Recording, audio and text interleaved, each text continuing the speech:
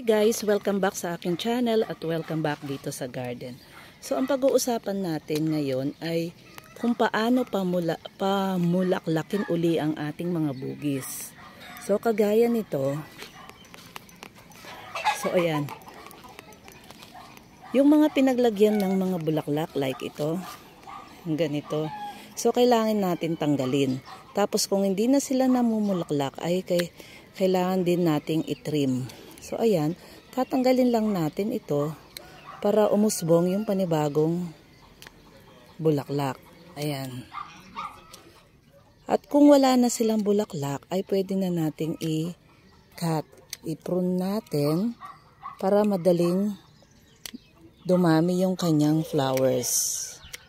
So ito, tatanggalin ko tong mga pinaglagyan ng bulaklak. So ayan, tanggalin lahat yan. So pwede rin nating itrim dito sa taas yung mga tapos ng mamulaklak. Ayan. Oh, kagaya dito, parang ikukurutin lang dito sa taas. So ganyan ang gawin natin sa ating mga bugis na natapos na yung kanyang pamumulaklak. So kagaya nito, ayan. So, pwede natin i-cut yung sa dulo-dulo nila. Ayan. Para mag-usbong yung panibagong bulaklak. So, ayan. Cut lang natin dito. Kasi na-encourage na magkaroon ng sanga kapag ito'y ating pinutulan. So, kagaya dito. Ito. So, ayan. Konti na lang yung bulaklak nila. Pero, nung nakaraan, maraming bulaklak ito. So, bilugin lang natin siya. So, ang mangyayari dyan guys, ayan, tanggalin na natin to kasi, ayan, dry na rin siya.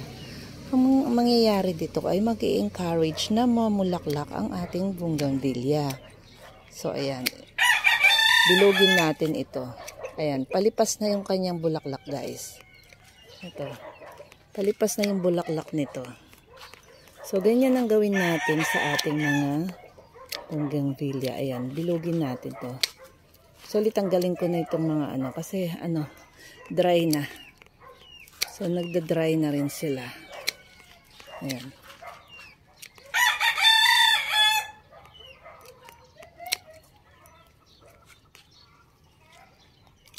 So, ganyan lang. O, ito, mabulaklak pa siya. So, ito, ayan, nag-i-start ng mag-bloom. Ayan. So, ganyan lang guys. So, ito, ayan, cut na lang natin dito. Ayan. So, ayan yung mga buds niya. Ayan. So, ito, nag-i-start na rin magka-buds. Ito, oh. Ayan guys, ito, ayan. Ay, saan? Ayan. Ayan. Ayan, nag-i-start na rin mag-buds ito. Ayan. Ayan pa guys, ito. Tapos, ito. So, ayan. Ganyan lang yung gawin natin. Katulad nung ginawa ko dito, guys. Ayan. Ayun nakatanim ko sa lupa. Kinat ko ito, guys. Pero, tignan mo ngayon. Dami na niyang flowers. Light pink. Ang ganda. Ayan. Lagyan ko ng dito. Ayan. Bumaba na yung kanyang sanga. Ito nakatanim sa lupa. Ayan. Ayan. Kinat ko din yan. Tapos, itrinim ko. Ayan. Ito. Nag-start ng mag-bloom. Ayan. Ayan yung bloom niya. Ito, ayan. So, nakat din yan. Tapos ito, ayan. Nag-start ng magsanga. Tapos dito guys, ito yung nakatanim sa lupa na nilipat ko sa timba. Kasi nung nag-arrange ako, banda dito sila, ayan. So, tinanggal ko. Ayan, nung una, ayan, ganito yung nangyari sa kanila. Natuyo, ayan, ito. Ayan, mga natuyong dahon.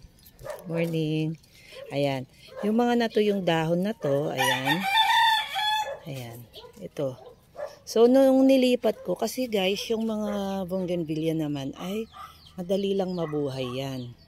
Basta meron silang ugat, ay mabubuhay. Kaya na, ito, nilipat ko muna sila sa timba kasi wala pa akong paso. Pero ayan, tignan nyo guys ngayon, ayan. Nag-start na siyang, ayan. Nag-start ng magka-dahon. So, after ng dahon ay pamumulaklak naman. Itong variety na to ay Bougainvillea White. So, ayan, tanggalin natin. Pero actually, yung mga dahon nito, hindi ko man tinanggal. Kusa na lang silang naglaglagan. Ayan. Tapos, ayan yung mga natira nilang dahon na tuyo. Ito, ayan. So, dito pa guys, pakita ko sa inyo ito. Ayan, nilipat ko din ito. Tinanim ko dito sa timba. Nakatanim din ito sa lupa. So, balak ko, gawing graft. Kapag, stable na. Ayan, marami na siyang dahon. Pero, pag dumami pa yung dahon nito, aayusin ko ito. Ikakat ko rin siya. So, ayusin ko yung forma niya. So, for now, ito na lang muna kasi nag-start pa lang siyang magkadahon. So, ito, yung mga nakatanim ko din sa lupa na yan, nag-wild na, kaya kinat ko. Ayan. So, ayan, meron pa ako mga tinanim, pero ayan, hintayin natin mabuhay yung mga yan. So, ayan. So, hintayin natin mabuhay. So, pakita ko lang dito, si Pink Patch, ayan o. Ito guys, namatay, actually, totoo, namatay, as in wala ng dahon. Ayan. Wala na siyang dahon kasi sinabit ko dun sa may dulo. Di ko alam kung hindi siguro nadidiligan or what. Ayan, ngayon siya.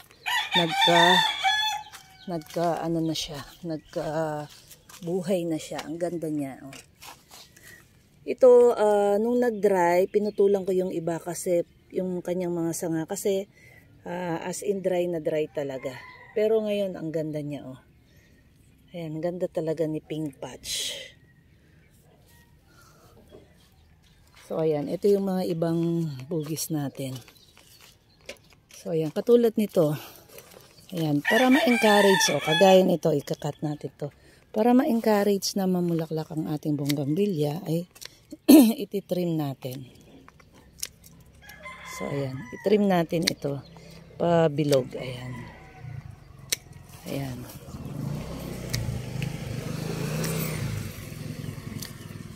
So, ganito guys, ayan. Dito natin lagay. Ayan. So, itrim lang natin na ganito yan. Ayan.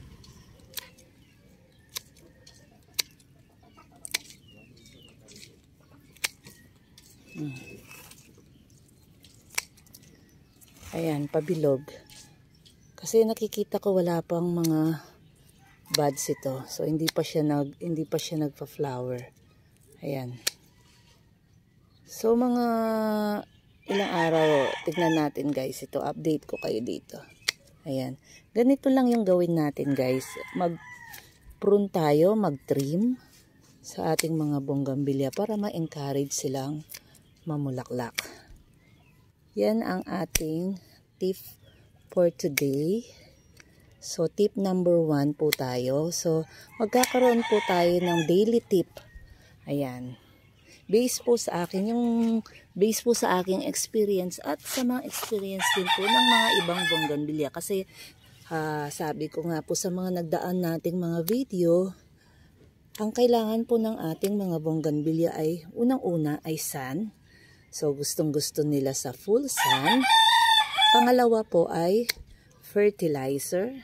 At ang ating pangatlo ay trimming. Yan. Yung pag-trim natin sa ating mga bugis ay mag-i-encourage na ayan, mamulaklak. Ayan, para pabilog siya. So, yan po yung tatlong bagay na kailangan ng ating bonggambilya. Sun, fertilizer, at trimming. So, yan po yung tip natin, trimming. So, thank you guys sa inyong lahat. Paki-subscribe na lang po ang aking channel, Plantitas Vlog, sa YouTube channel. Paki-like and comments and hit the notification bell para updated po kayo sa aking mga vlog. So, watch out na lang po sa aking pupuntahang garden sa may Batangas. So, ayan lang guys. So, every day or not every day, once a week, ganon, magkakaroon po tayo ng tips. So, ito po for this week, tips for today po natin ay kung paano natin i-encourage na mamulaklak ang ating mga bougainvillea. So, thank you guys. Bye!